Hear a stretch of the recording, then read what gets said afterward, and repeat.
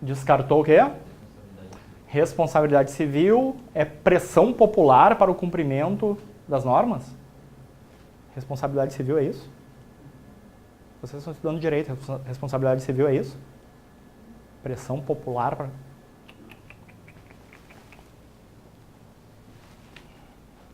Descartam mais o que aí? Economia de custos. Vocês estudaram licitações? O único tipo, vamos usar a expressão correta, de licitação que tem o menor preço? Tem preço, técnica, composição dos dois, não é? Então, sabendo direito administrativo, Lei 8666, Lei 8 vezes o demônio, né? 8666, tu descarta a última. Cidadania. Qual é o erro da D? Só existe participação compulsória, obrigatória? Não, né?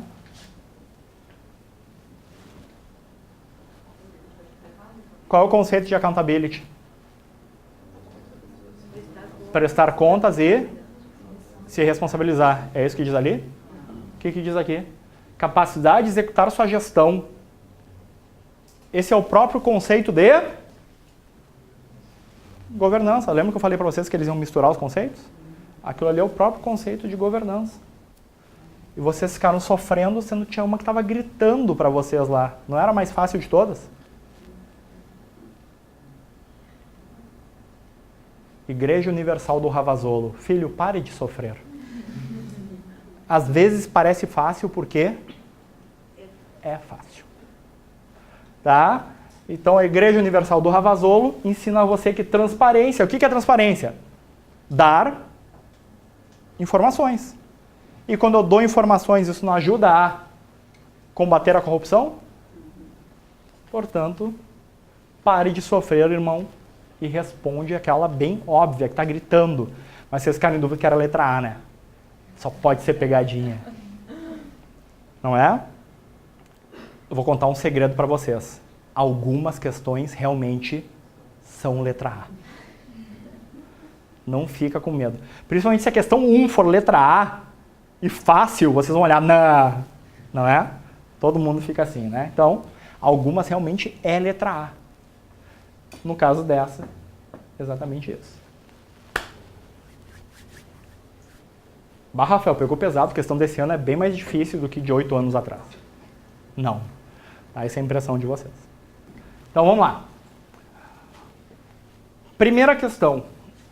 Vocês acham que vai ter algum autor que vai ter coragem de falar que democracia não pode ocorrer em excesso? Democracia em excesso é ruim. Tem que ter uma intervençãozinha militar aí para acabar com esse excesso de democracia. Vai ter algum autor tá, que vai dizer isso? Claro que não.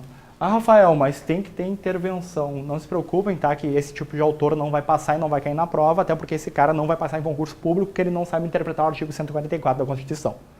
Tá? Então, quem pede intervenção militar constitucional vai estudar direito administrativo e direito constitucional e estuda de novo, e depois tem uma aula de raciocínio analítico para interpretar o artigo 144 que você entendeu errado. Tá bom? Combinado? Dá uma olhadinha lá, 144, que fala em intervenção, mas jamais militar, porque deixa bem claro que os militares estão abaixo hierarquicamente de quem pode pedir intervenção, que é o presidente da República, etc. Vamos embora. Então, problemas de governabilidade, excesso de democracia?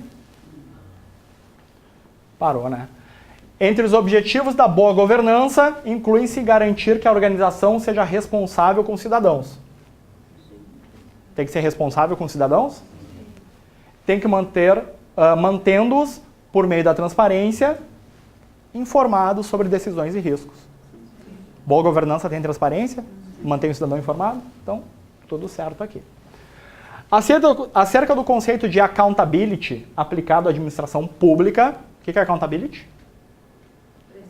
Prestar conta, se responsabilizar. Trata-se de um mecanismo institucional por meio do qual os governantes são constrangidos a responder ininterruptamente por seus atos e omissões. E agora vem a questão de língua portuguesa e não de administração. Você sabe o conceito de accountability, que é dever de prestar contas. Ou seja, tu é obrigado a prestar contas. De vez em quando? Quando tu quer? Sempre? Sinônimo de sempre.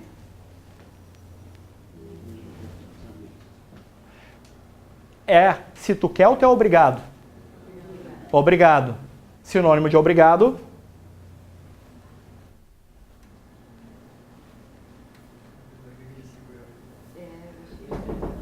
Olhem o dicionário. Tá aí? Descendo lá. Olha o dicionário. A definição de o que é constranger alguém. Constranger alguém é, um dos sentidos da palavra constranger é obrigar a. Foi questão de administração que vocês erraram? Quem errou? Foi questão de interpretação de texto. E por isso que eu dou sempre a dica, traduzam o que está escrito. Accountability é um mecanismo pelo qual os governantes são obrigados a prestar contas por seus atos e omissões. Ficou fácil agora? Traduzam as palavras, traduzam as frases do CESP. E a última, o gestor promove a governança ao prever o atendimento às práticas de accountability. Dimensão que se refere à capacidade de execução das ações gerenciais. E aqui está a pegadinha. Essa frase aqui está se referindo ao quê? A accountability. Essa aqui é a definição de accountability? Não, essa aqui é a definição de governança. Então ele fez a pegadinha aqui, ele deu o conceito errado. Accountability, ele tinha que falar em dever de prestar contas e responsabilizar. Então, a pegadinha foi essa, de novo, questão de interpretação de texto. Questão errada. Certo? Intervalinho, depois a gente vai continuar aqui e entrar em evolução do Estado brasileiro. Vamos lá então? Todos comidos? Tudo bem? Então, todo mundo alimentado, todo mundo gordo, corado, roliço, viçoso, saudável. Então, continuando a aula, vamos finalizar aqui. Finalizamos. O que é que vocês queriam? Queriam mais? Tem mais, agora evolução do Estado brasileiro, próxima matéria. Vocês estão tudo loucos, cara. Evolução do Estado brasileiro, nosso próximo tópico, que é justamente aquela parte do edital ali que foca no Brasil. Então, até agora a gente falou dos modelos de Estado, né? Patrimonialista, burocrático e gerencial, mas falamos mais de maneira geral, o que aconteceu no mundo, etc. O Brasil faz parte do mundo. Tá? Para quem não está localizado, o Brasil faz parte do planeta Terra. E se aconteceu no planeta Terra, aconteceu também no Brasil, mas de uma maneira, como geralmente acontece no Brasil, de uma maneira atrasada. Tá? Então, quando a gente pensa na evolução do Estado brasileiro, geralmente a gente começa a estudar ali a partir do Brasil República, tá? 1889 ali e tal, porque esse contexto é importante para entender essa evolução, tá? Antes disso, só costuma cair concurso antes disso, na parte mais focada em história, ou se a banca é muito clara a dizer isso. Senão ela foca geralmente a partir de 1930, mas eu volto um pouquinho antes só para vocês entenderem o contexto que fez a mudança, tá? Então, esse aqui é o resumo do Brasil. Ao longo do século XX, tá, que é o século passado, 1900 e alguma coisa, o Brasil sofreu uma contínua tentativa de mudança, melhoria, muda a gestão, muda isso, muda aquilo. Várias mudanças pontuais. O que é uma mudança pontual? Uma lei aqui, um decreto ali, uma mudancinha. Até hoje a gente tem isso, né? Ah, uma leizinha que mudou isso, leizinha que mudou aquilo. Mudanças pontuais. Mas o que a gente pode chamar de reforma, sim, tá? A literatura fala em duas. Tá? Alguns autores falam até mais, mas o que é mais aceito é que foram duas grandes reformas do Estado brasileiro. Vocês já conhecem elas. Uma reforma burocrática e outra reforma gerencial. Então, duas reformas. A primeira reforma recebe o nome de reforma burocrática porque ela buscava fazer o quê? Romper com o patrimonialismo. E a segunda reforma, a reforma gerencial, que buscava a modernização, desburocratização e por aí vai. Então são quantas reformas? Duas. Tá? Apesar de não haver unanimidade na literatura, alguns dizem que tem mais, mas o mais aceito e o que mais cai em prova são duas reformas, a burocrática e a gerencial. Pois bem, vamos entender o Brasil patrimonialista primeiro, para entender como é que foi a reforma burocrática. Bom, Brasil, processo de independência. Dom Pedro no cavalo, independência ou morte, o povo apoiando. Foi isso? Porra nenhuma, né? Quem é que bancou a independência do Brasil? Quem é que bancou? As oligarquias que iam lucrar com a independência. Que estavam de saco cheio de pagar tributo para Portugal, cria Brasil independente porque não tem mais que pagar tributo para Portugal. Então quem bancou o processo de independência brasileiro foram as oligarquias que justamente iam ficar no poder total quando Portugal saísse do jogo. Então, essa é a história do Brasil, tá? Desde a independência, processo liderado pelos setores que mais se beneficiaram com a ruptura dos laços coloniais com Portugal. Quem? Grandes proprietários de terra e de escravos. Foram os caras que bancaram Dom Pedro para a independência. Então era uma sociedade mercantil senhorial, um patrimonialismo, porque regras gerais, lindas, racionalidade e legalidade para todos, coisa nenhuma. Quem é que mandava? Os grupos de cada região. Tinha um acordo entre o imperador e esses grupos locais que era mais ou menos assim: tu não enche o nosso saco, a gente não enche o teu. A gente te apoia, tu nos apoia. A gente sustenta o império, mas dá uma forcinha aqui, não incomoda. Então tu tinha lideranças regionais, então isso era meio bizarro, porque tinha uma certa descentralização de poder, apesar de ser um império, mas eram essas oligarquias locais, que depois a gente veio conhecer como os coronéis locais, né? Os coronéis que mandam. Nem o imperador tinha coragem de fazer nada com esse cara. Esse cara dominava a região, tá? Sociedade, então, patrimonialista com traços liberais. Por quê? Porque tinha os comerciantes, né? Escravos, café, etc, etc. Ciclo da cana, ciclo do café, os ciclos brasileiros. Até que surge, então, o Brasil República. E aí vem a questão bizarra, né? O Brasil se torna república, por quê? Porque perdeu o apoio do último setor oligarca que ainda apoiava o país. Que o Brasil não virou república porque era legal? Porque república é muito melhor do que império? Não, o Brasil virou república porque o último grupo oligarca que ainda apoiava o império eram os donos de escravo. Quando a princesa Isabel, olha só a coincidência, né? 1888, abolição da escravatura. Proclamação da República, um ano depois. O último grupo que apoiava a princesa Isabel deixou de apoiar quando ela assinou a Lei Áurea, quando acaba, então, a escravidão no país. Então ela perde o apoio, derrubam o imperador, Dom Pedro II, e foi um golpe militar. Tá? Ah, foi uma intervenção constitucional. Não, foi um golpe militar, tanto que o primeiro presidente brasileiro é... Oi? Deodoro da Fonseca, tá? Então, o exército dá o golpe, o primeiro presidente, um representante do exército, tá? Então, e aí, essa república que se inicia só em 1889, meio fragilizada por um golpe, uma disputa de poder entre os próprios militares, quem ia assumir, passa-se então aos governos civis.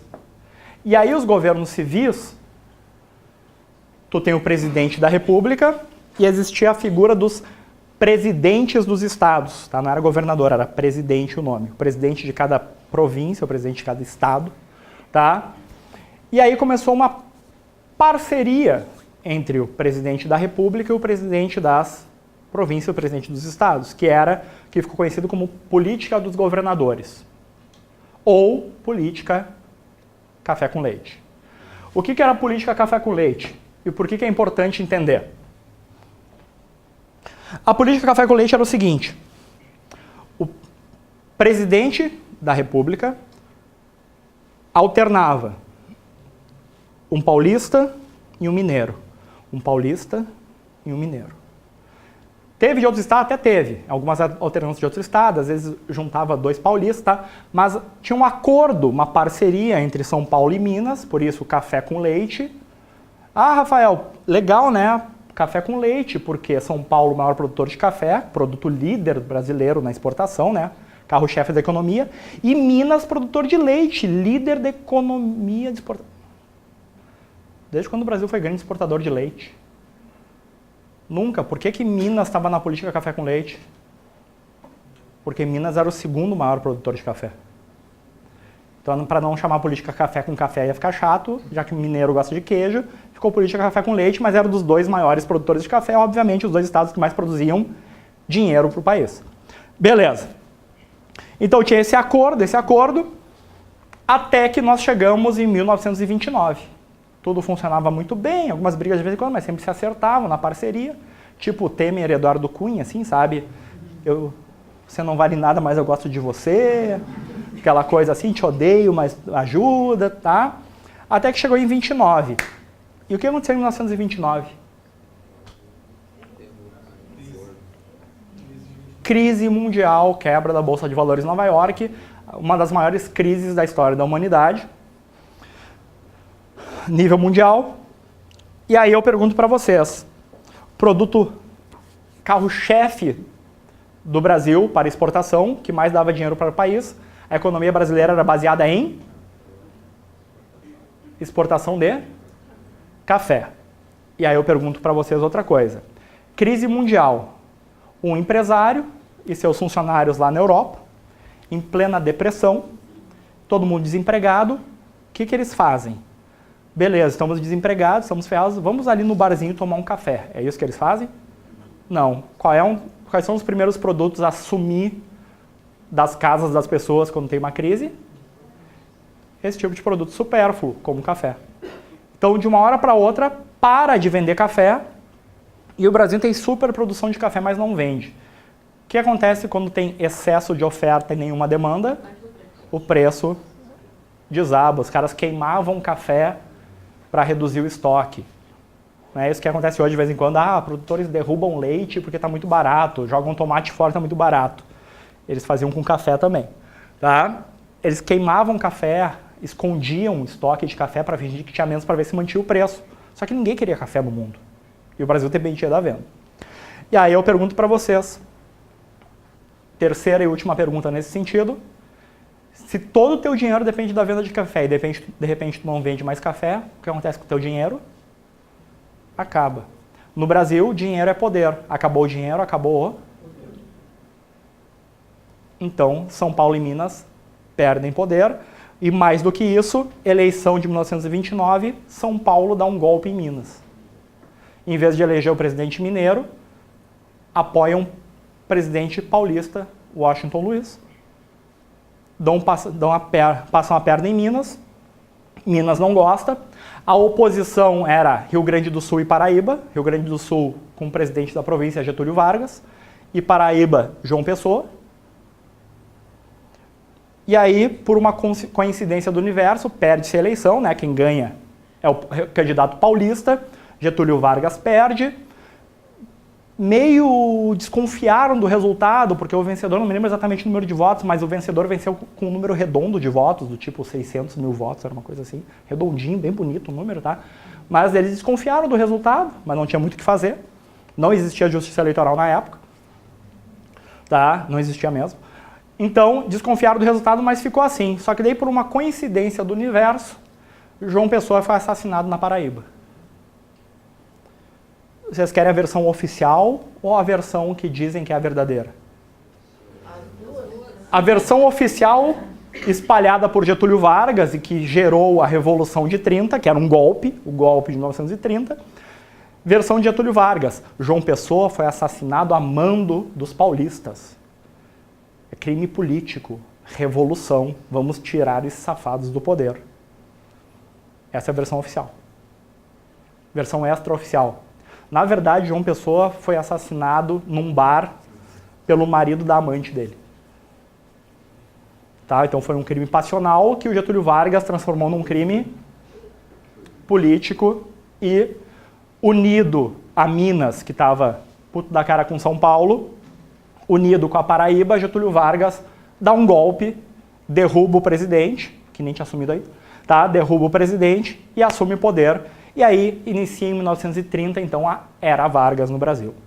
Getúlio Dornelles Vargas, até então presidente do Rio Grande do Sul, se torna presidente da República em 1930 por meio de um golpe, que ficou conhecido como Revolução de 30, mas foi um golpe em 1930, com o apoio do Exército Gaúcho e do Exército Mineiro, dois exércitos fortíssimos no país. São Paulo não teve o que fazer, tem aquela foto famosa, né, de Getúlio Vargas com um cavalo amarrado num obelisco lá em São Paulo, que os paulistas odeiam até hoje, tem uma rixa com os gaúchos por causa disso, né? Isso é um símbolo de vocês não são nada, eu que mando aqui. Então, obviamente, foi com um objetivo bem claro que Getúlio Vargas fez isso, para mostrar quem é que mandava no país, dar um recado bem claro para São Paulo.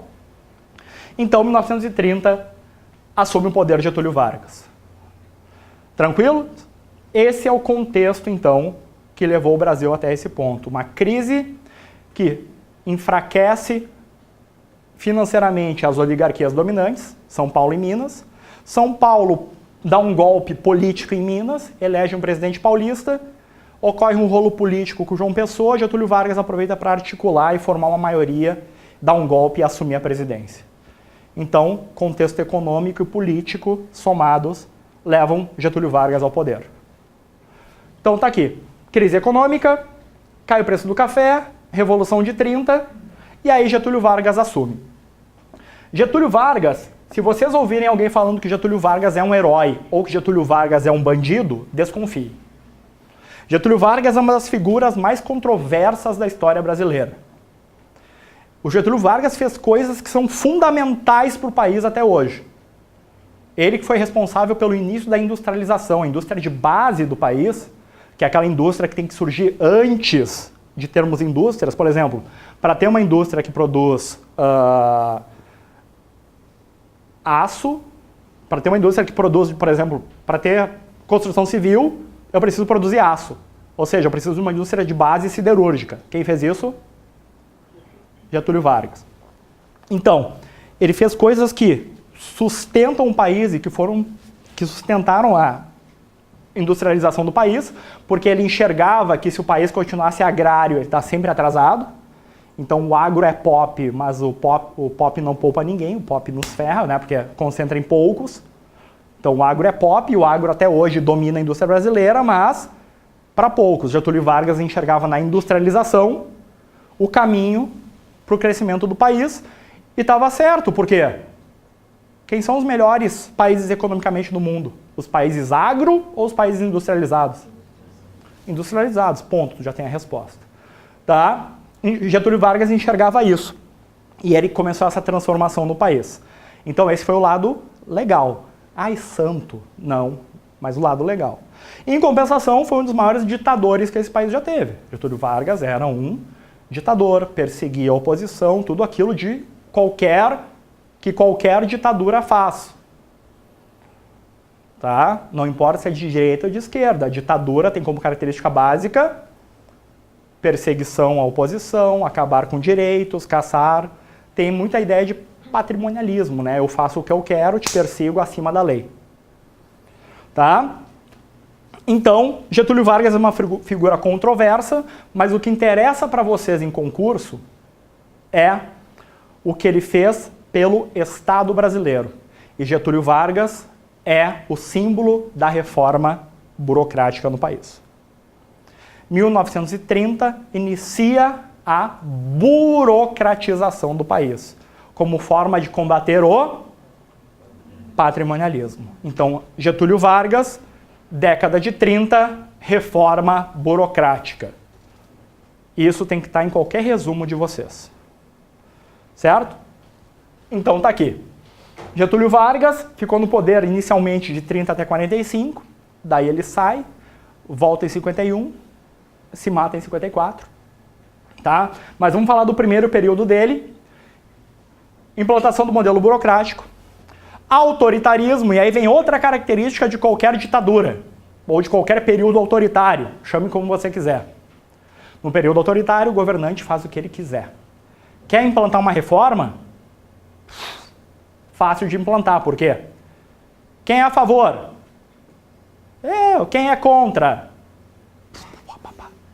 Então é fácil implantar reformas em regimes autoritários, porque tu impõe do jeito que tu quer. Nacionalismo econômico. Aqui começa a política, a chamada política de substituição das importações. O que é isso? O Brasil tinha que comprar produtos industrializados. Para isso, dava produtos agrários, com pouco valor agregado. Qual era a ideia do Getúlio? Substituir essas importações, ou seja, criar uma indústria nacional que produzisse isso, em vez de importar, em vez de mandar dinheiro para fora, mantém a economia aqui do país. Tá? Que é mais ou menos o que o Trump está fazendo nos Estados Unidos hoje. Veja só. Tá? Trump está fazendo o quê? Obrigando as empresas externas a abrirem fábricas nos Estados Unidos. Para quê? Gerar emprego nos Estados Unidos. É uma política de substituição das importações. Tá? Então, para vocês verem que não é novidade esse tipo de ação nacionalista. Forte centralização administrativa, por quê? Porque ele era um ditador, tá? Ele deu o golpe aqui, ele está assumindo. Tá? Intervenção do Estado no setor produtivo. E desenvolvimento econômico, social. Social, ele era ditador, mas ele criou, lembra que tem um lado e outro, controverso. Ele criou a CLT. Ele criou, vocês estão aqui hoje só graças ao Getúlio Vargas, ele criou a regra do concurso público. Antes não tinha. Então, ele fez uma série de regras, leis, órgãos públicos, regras, leis, lembra o quê? Burocracia. Então, tá aqui Getúlio Vargas, tá? Início da implantação do quadro burocrático, ele criou uma série de estatutos e órgãos, normativos e fiscalizadores. Inicialmente, a primeira preocupação dele, padronização de materiais. Padronização, burocracia. Tá? Materiais e compras. Então, instrumentos legais para formalizar o processo de compras. Eu não vou comprar do meu amigo, eu tenho que seguir procedimentos de compras, tá? Então, aqui está a bisavó da 8666, tá? 1931, a vozinha da 8666 está aí. 3 temas principais no início, materiais, finanças e pessoas. E aqui as principais áreas. Ele criou as carreiras burocráticas de Estado, tá? Cujo acesso se dava por meio de concurso público. Administração de materiais, padronização, etc. A ideia de orçamento como um plano de administração nasce lá, de planejar por meio do orçamento. Veja só, hoje nós temos o quê? Plano plurianual, lei de diretrizes orçamentárias, lei orçamentária anual. Não são 3 instrumentos de planejamento baseados em orçamento? Tá, aqui está a avó disso aqui também. Revisão de estruturas e racionalização de métodos. Então, total burocratização. Bom, então esse é o início da Era Vargas, 1930, 31, daí 34 tem Constituição, né? Toda aquela coisa, eleição. Ele cria a Justiça Eleitoral em 1933, foi Getúlio Vargas que criou a Justiça Eleitoral em 1933 para que ela fizesse as eleições de 34. 34 tem eleição. Quem é que é eleito? Getúlio Vargas. Beleza, aí ele tá lá, beleza, começa a receber uma pressão para sair do poder, as oligarquias voltam a tentar pressionar ele, tentar derrubar ele. E aí ocorre uma das coisas mais geniais da história da humanidade. Getúlio Vargas sofre um golpe dele mesmo. Ele derruba ele para ele mesmo assumir o poder, em 37. Só que dessa vez ele não assume como presidente eleito, ele assume de novo como um ditador. E aí começa em 1937 o que a gente estudou no colégio como Estado Novo. Estado Novo é o auge do período ditatorial de Getúlio Vargas. Aí ele está com plenos poderes e faz o que ele quiser. Então, em 37, Estado Novo, Getúlio Vargas deu o golpe nele mesmo, assumiu o poder, que já era dele, tá? Só que com poderes plenos, ditadura. E aí, como eu disse antes, toda e qualquer ditadura tem como característica poder fazer o que quiser. E aí que ganha força a reforma burocrática, e em termos de tempo, aqui que é o maior marco da reforma burocrática. Em 37 tem um golpe, em 38 ele cria o DASP. E isso tem que estar nos resumos de vocês.